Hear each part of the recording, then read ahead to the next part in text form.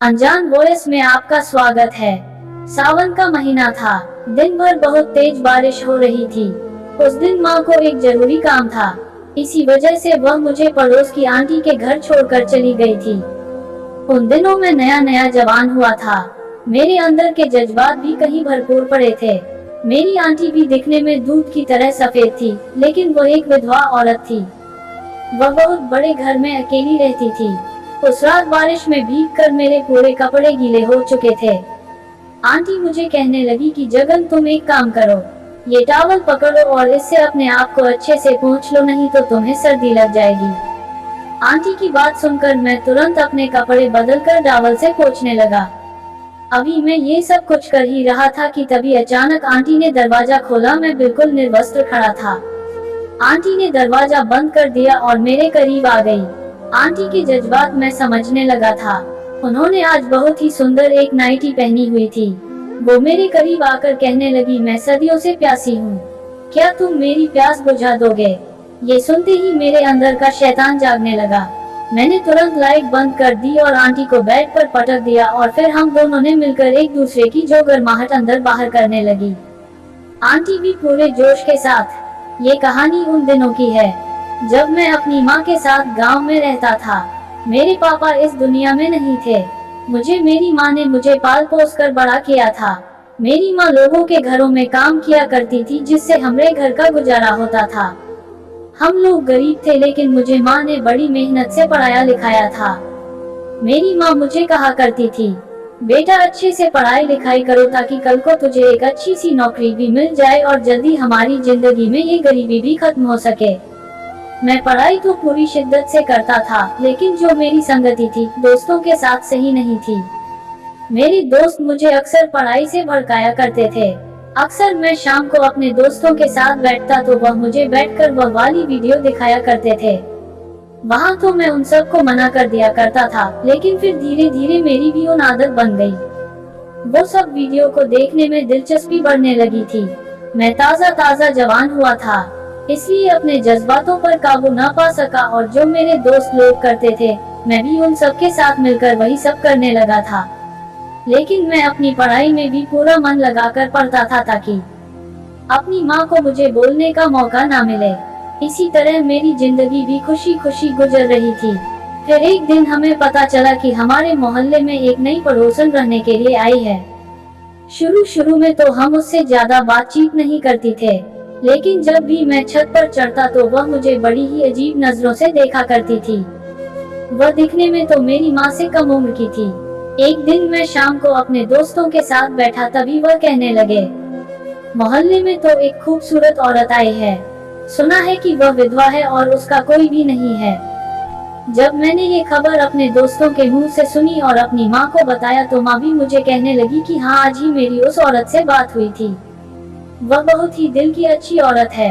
मैंने माँ से कहा कि माँ, आपकी कब बात हो गई उस औरत से? तो माँ मुझे कहने लगी, वह हमारे घर आई थी। मैं कहने लगी कि उसके घर में पानी नहीं आ रहा, जिसकी वजह से उसे हमारे घर में 2 बाल्टी पानी लेकर जाना पड़ा था। तभी बातों ही बातों में उस औरत ने माँ को भी बताया था। माँ की बातों को सुनकर मैंने भी ठीक ही कह दिया। अब धीरे धीरे माँ और उस पड़ोसन की दोस्ती भी बढ़ने लगी थी। अक्सर वह आंटी हमारे घर आया करती थी। कभी माँ को भी उससे कुछ काम हो जाता तो कभी कभी आंटी को भी हमसे। एक दिन हमारे घर बैठकर चाय नाश्ता कर रही थी, तभी मैं बाहर से घर के अंदर दाखिल हुआ तो माँ मुझे उस औरत से मिलाने लगी। मैं उस औरत को आंटी कहकर नमस्ते करने ही लगा था कि तभी वह मुझे कहने लगी कि बेटा, तुम मुझे आंटी मत कहा करो, इतनी भी मैं बुरी नहीं हुई हूँ, तुम मुझे सविता जी भी कह सकते हो। जिसे सुनकर मैंने चुपचाप हाँ में सिर हिला दिया था। तभी सविता जी मुझे कहने लगी कि बेटा, तू मेरे बगल में आकर बैठो, और फिर उन्होंने मेरे कंधे पर हाथ रखकर माँ से मेरी पढ़ाई के बारे में पूछने लगी थी। तब माँ कहने लगी कि अभी से हाई स्कूल कंप्लीट किया है, पढ़ने में बहुत ही होशियार है, लेकिन अब इसके आगे की पढ़ाई के लिए मुझे टीचर की जरूरत पड़ेगी, लेकिन मेरे पास इतने पैसे नहीं है कि इसके आगे। माँ कुछ बोलने ही वाली थी कि तभी आंटी तुरंत कहने लगी, क्या दीदी, आप चिंता क्यों करती हैं? आप मुझे अपनी बहन जैसा ही समझो। आप कल से जगन को मेरे घर पर पढ़ने के लिए भेज दिया करो। वो कहने लगी, मैं पहले टीचर हुआ करती थी, लेकिन बाद में जब मेरी शादी हुई थी तो मैं बच्चों को पढ़ाना छोड़ दिया। लेकिन तुम एक अच्छी दोस्त बन गई हो जो कि बहन के जैसी, तुम्हारी मदद करके मुझे भी खुशी ही मिलेगी। तभी माँ कहने लगी, लेकिन हमारे पास इतने पैसे नहीं है। तो आंटी कहने लगी, इसकी कोई जरूरत नहीं है, वक्त आएगा तो तुम भी मेरी मदद कर देना। अब आंटी और माँ की दोस्ती हर से बाहर बढ़ने लगी थी। माँ ने मुझे कल से ही पड़ोसी आंटी के घर पढ़ने के लिए भेज दिया था। जब मैं आंटी के घर गया, उन्होंने बड़े ही प्यार से मेरा स्वागत भी किया था। आंटी का घर दिखने में बड़ा ही खूबसूरत था। आंटी ने मुझे एक सोफे पर बैठने के लिए कहा और उसके बाद मेरे बगल में आकर बैठ गई। आंटी ने फिर मुझे 1 घंटा बैठाकर अच्छे से पढ़ाया था। आंटी दिखने में बहुत ही ज्यादा खूबसूरत है, लेकिन उनकी खूबसूरती देखकर कोई भी अंदाजा नहीं लगा सकता था कि वह एक औरत है और उनकी उम्र कितनी है। जब मैं पढ़ता तो आंटी मुझे बस देखा ही करती थी, लेकिन मैं उनसे कोई भी सवाल जवाब बिल्कुल भी नहीं करता था।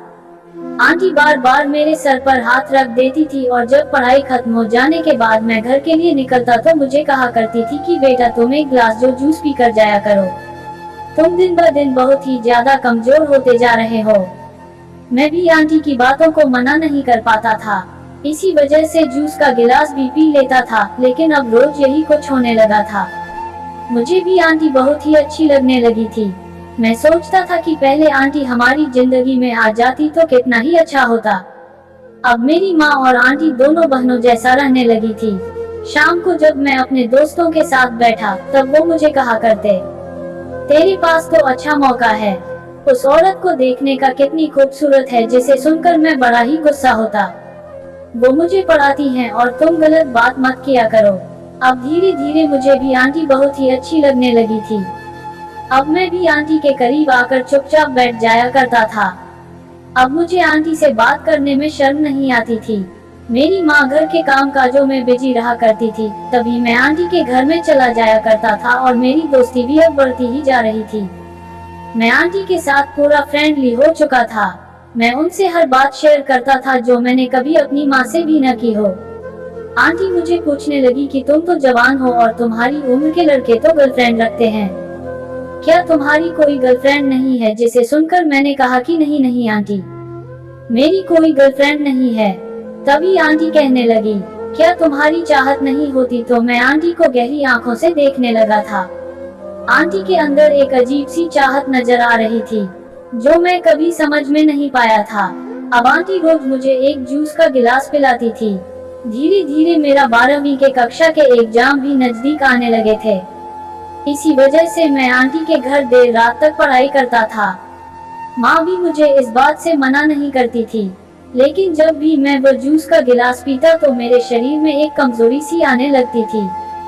मेरी आंखों में तुरंत नींद आने लगती थी और मैं वही तुरंत सो जाया करता था।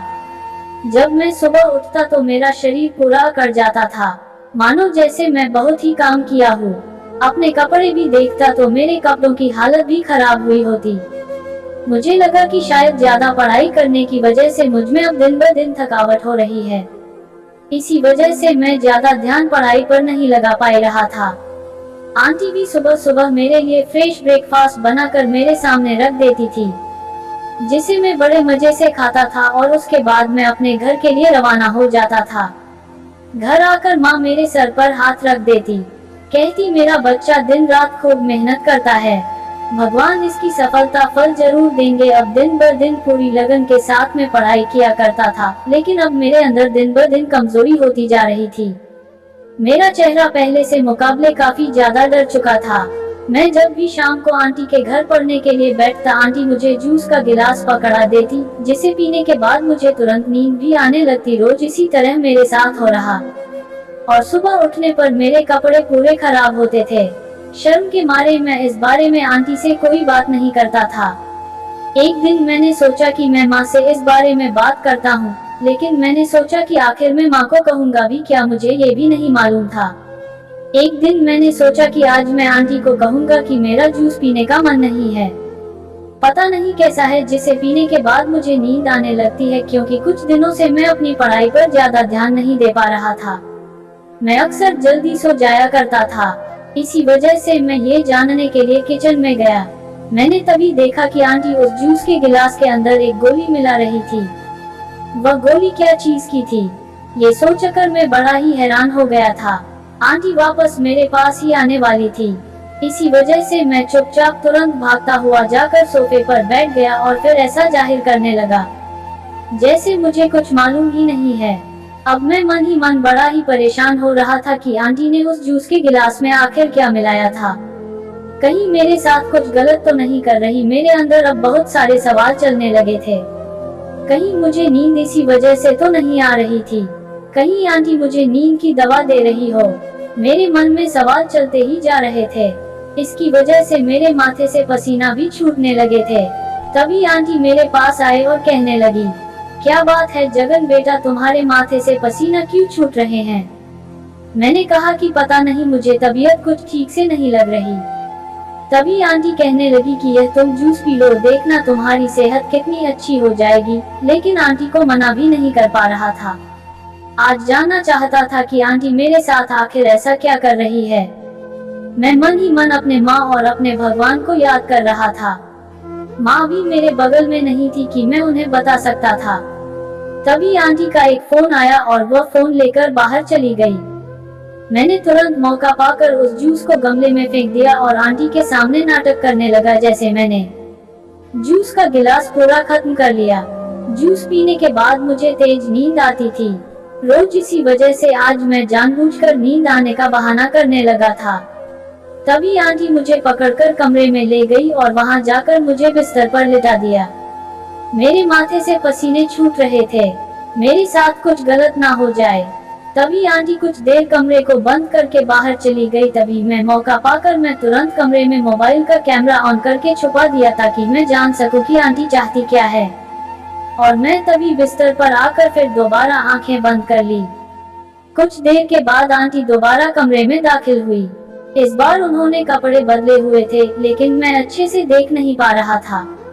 वो किसी के साथ फोन पर बात कर रही थी और उसे कह रही थी कि आज तुम इस वीडियो के कितने पैसे दोगे।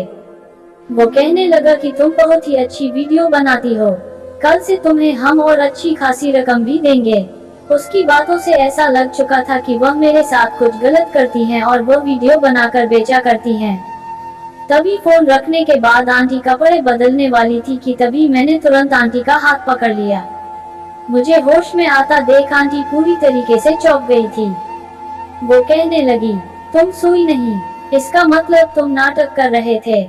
मैंने कहा हाँ, अब तो मुझे सच बताओ, आखिर तुम ये सब क्या कर रही थी?